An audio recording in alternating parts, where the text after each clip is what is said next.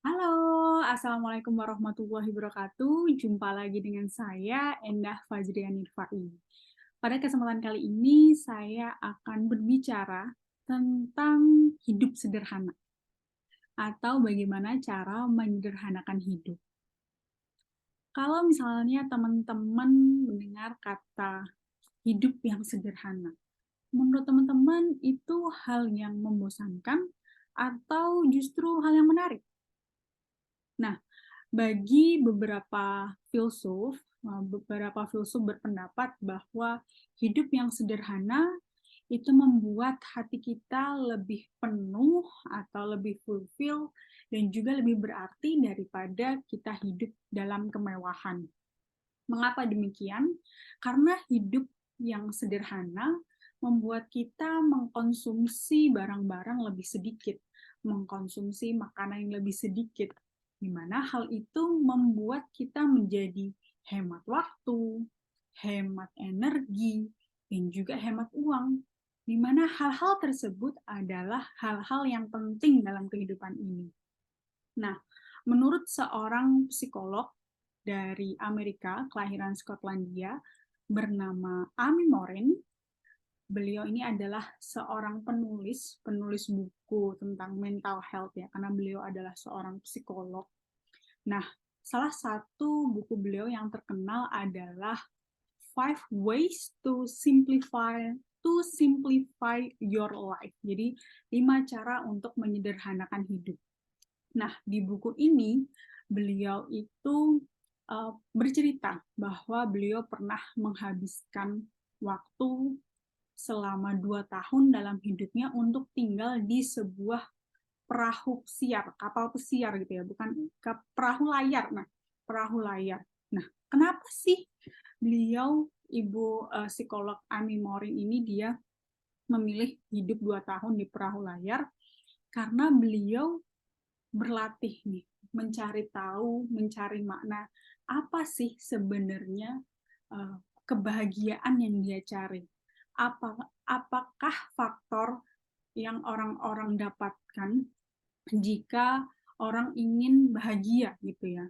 Nah, beliau ini mengatakan bahwa jika misalnya kita ingin hidup dalam keadaan yang bahagia, ternyata dalam hidup itu kita butuh ruang atau butuh space. Space dalam hal apa? Space dalam hal fisik, physical space, dalam hal mental space, dan juga calendar space. Maksudnya adalah jeda di antara hari-hari mungkin kita rutinitasnya bekerja, ternyata kita juga butuh loh ruang untuk berjeda dalam 1 minggu atau dalam 1 bulan. Nah, itu membuat orang lebih bahagia, kata Ibu Amy Morin ini. Nah, um, Ibu Amy Morin ini menyadari bahwa dengan punya sedikit barang akan membuat lebih sedikit yang diatur, sehingga dia memiliki ruang, memiliki space yang lebih banyak untuk hidupnya, untuk dia bisa lebih memiliki waktu, memiliki ruang untuk mencintai keluarganya, memiliki waktu untuk hal-hal yang dia hargai, dan juga memiliki waktu untuk melihat nih peluang-peluang apa saja yang bisa dia dapatkan. Jadi dengan memiliki space, dengan memiliki ruang, dia jadi merasa bahwa memikirkan hal-hal penting dalam hidup itu lebih ada kayak gitu. Nah, pengalaman Ibu Ami Moring ini bisa membuat kita merefleksikan diri ya. Kita bisa belajar menyederhanakan hidup bahwa dengan lebih hidup yang sederhana, kita akan punya lebih banyak ruang, kita mempunyai banyak waktu, banyak energi, dan akan semakin banyak menikmati hal-hal dalam hidup.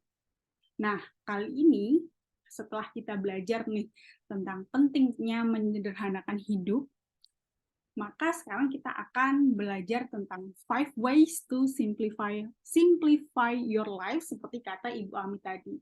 Nah, ways atau cara yang pertama, gimana sih cara menyederhanakan hidup? Yang pertama, menurut Ibu Abimori ini adalah dengan cara merapihkan rumah. Nah, jadi gimana nih teman-teman udah pada ngerapihin rumah belum? Nah, karena lingkungan itu sangat mempengaruhi seseorang ya, baik secara fisik atau secara mental, karena ruangan yang bersih dan teratur membuat kita merasa lebih positif ya, lebih banyak energi-energi baik yang keluar sehingga kita lebih produktif dan sehat secara mental. Lalu gimana sih cara membuat rumah itu lebih rapi ya? Kalau dari pengalaman saya itu terbiasa untuk memilah-milah ya, memilah-milah barang.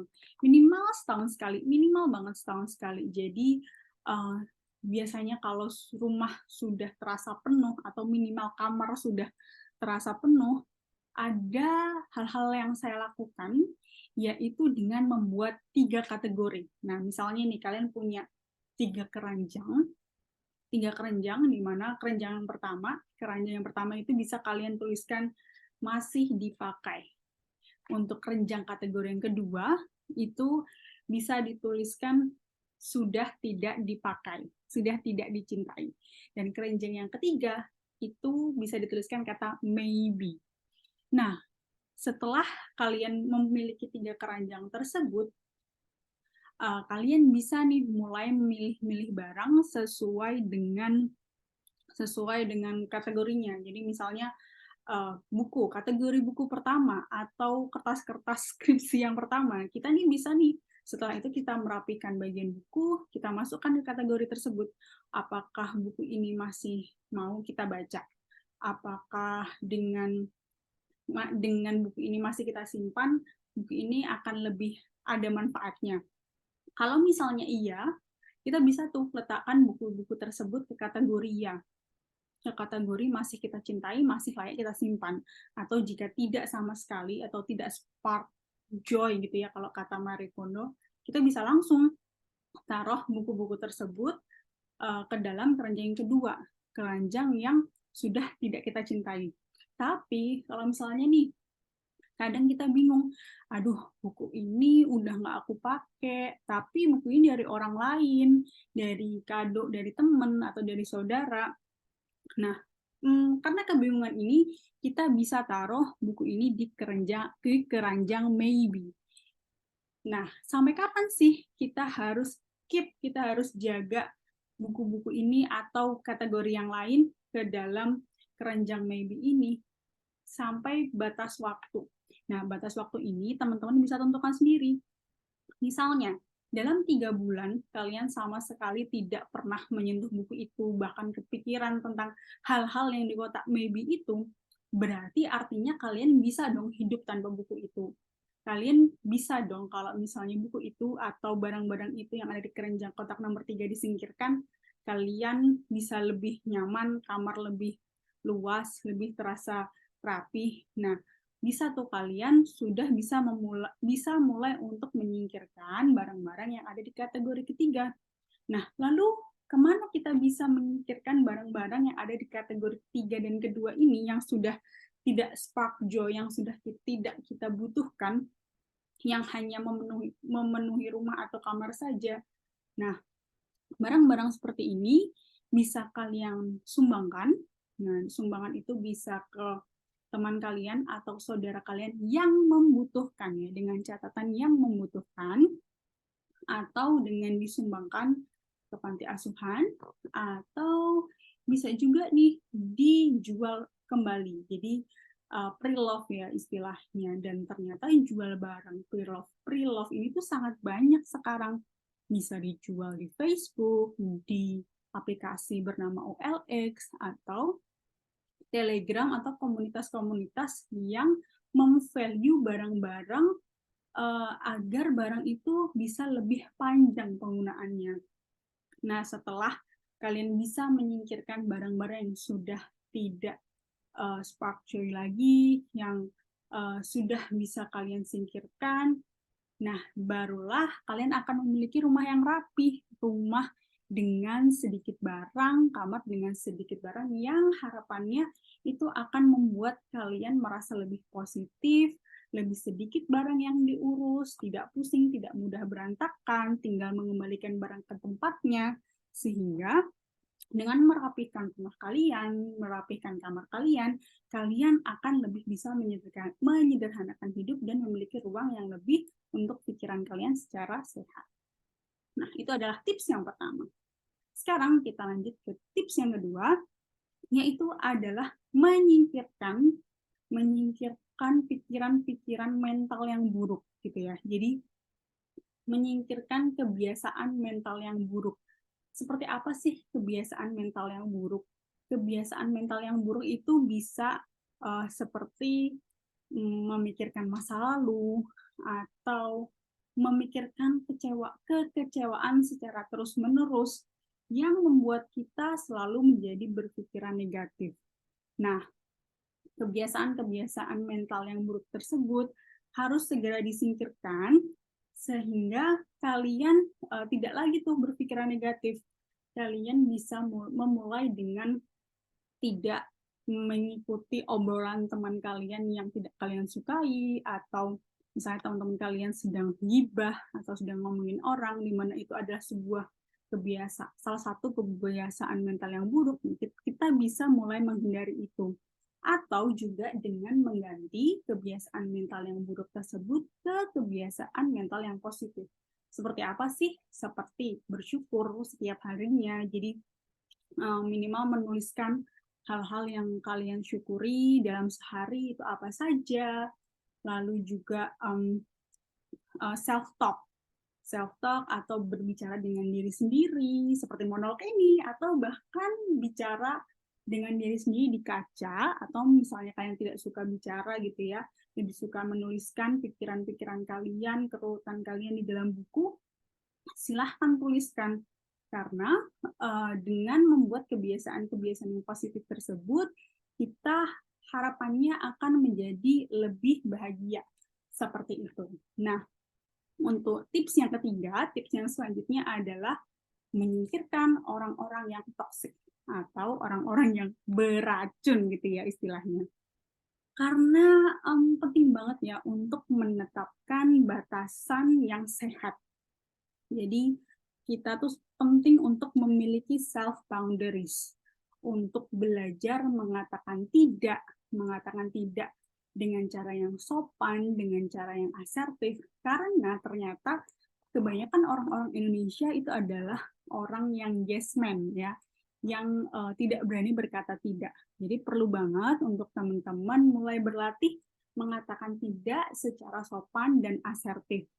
Dan juga penting untuk memilih orang-orang di sekitar kita. Jadi jauh-jauh tuh orang-orang yang toksik, orang-orang yang kita anggap toksik.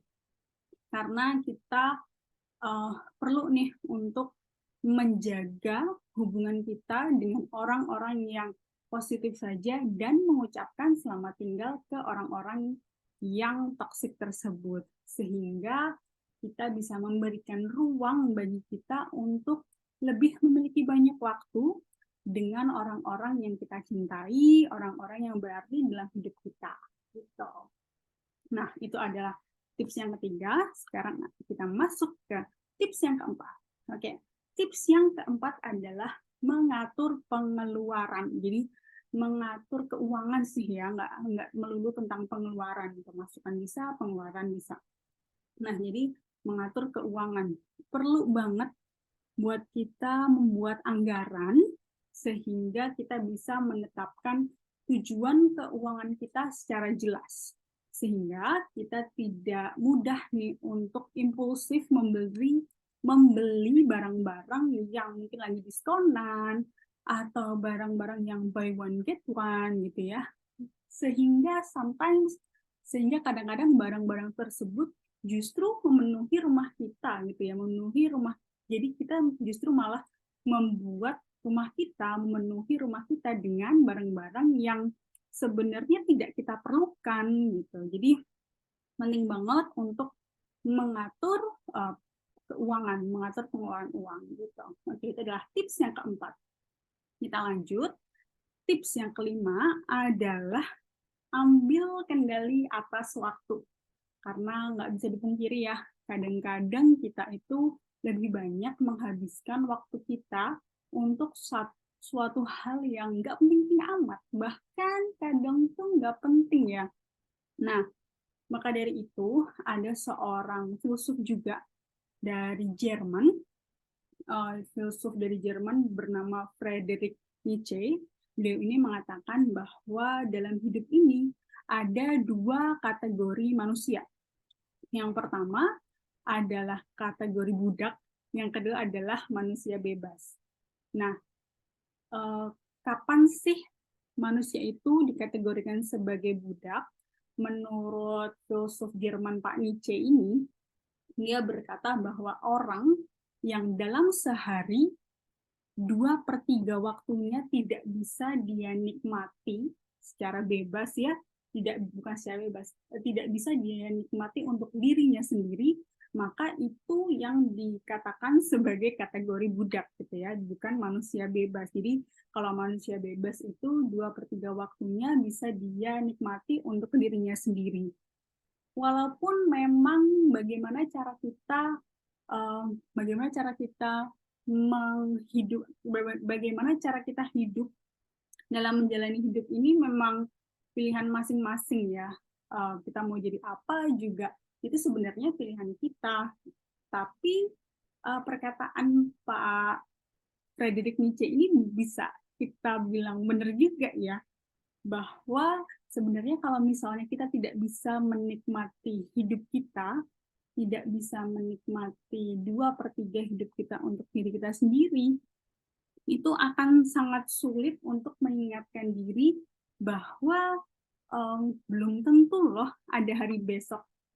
Karena kita manusia ya, jadi sometimes kita tidak meng-value waktu, kita tidak punya kendali atas waktu, sehingga kalau misalnya kita tidak melakukan itu, kita tidak sadar nih, kita tidak jadi lebih disiplin untuk melakukan hal-hal yang penting saja.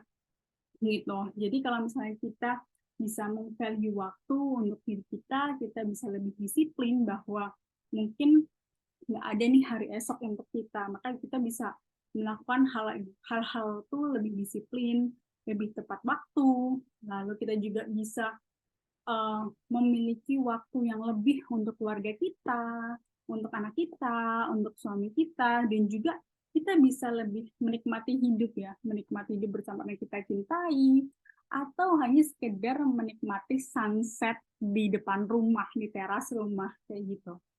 Nah, jadi memang tips yang kelima, memvalue waktu atau mengambil kendali atas waktu itu juga salah satu tips yang penting. Nah, itu tadi adalah 5 tips penting, 5 cara untuk menyederhanakan hidup. Yang pertama tadi adalah rapihkan rumah kalian. Lalu yang kedua adalah menyelesaikan atau menghilangkan kebiasaan-kebiasaan mental yang buruk. Yang ketiga, menghindari orang-orang toksik. Yang keempat, mengatur keuangan. Yang kelima adalah memiliki kendali atas waktu.